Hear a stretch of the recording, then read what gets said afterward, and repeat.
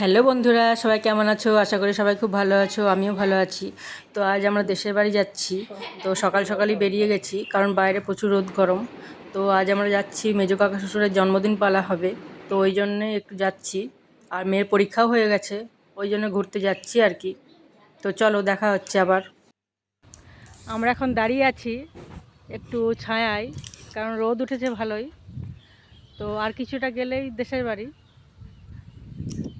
তো এখানে দেখো ভিউটা কত সুন্দর লাগছে, চারিপাশটা সবুজ।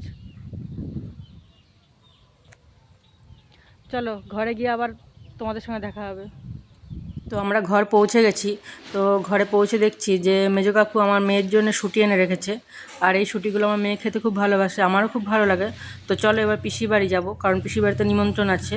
তো পিসি আমার মেয়েকে এইগুলো গিফট করেছে, আর একটা জামাও কিনে দিয়েছে তার সাথে। তো জামাটাও কিন্তু খুব সুন্দর হয়েছে, তোমাদের সাথে পরে দেখাবো। তো দুপুর হয়ে গেছে, আমরা খেতে বসে গিয়েছি কলা পাতায়।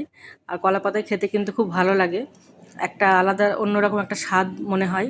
তো দেখো অনেক কিছু আইটেম হয়েছে, গিমা শাক আলু পোস্ত, ভেন্ডি আলু পোস্ত, শুষনি শাক ভাজা, আর সাথে হয়েছে লাল লাল ঝাল ঝাল মটন, আর হয়েছে চাটনি। তো মটনটা কিন্তু খুব সুন্দর সিদ্ধও হয়েছে, আর খেতেও খুব টেস্ট হয়েছে। আর মাটির উনুনে রান্না করলে কিন্তু খুব সুন্দর স্বাদ হয়।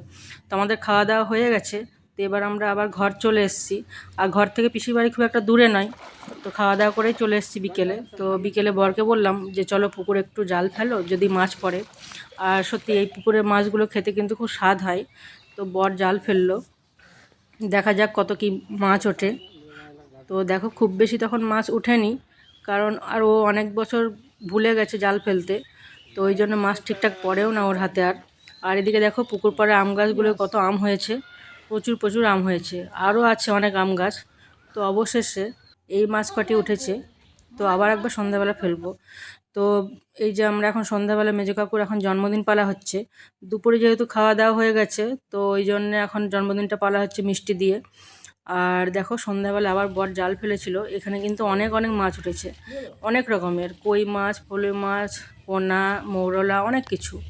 আর এক গাদা কাঁকড়া উঠেছিল, সেগুলো দিয়ে দেওয়া হয়েছে, কারণ কাঁকড়া আমাদের ঘরে খায় না কেউ।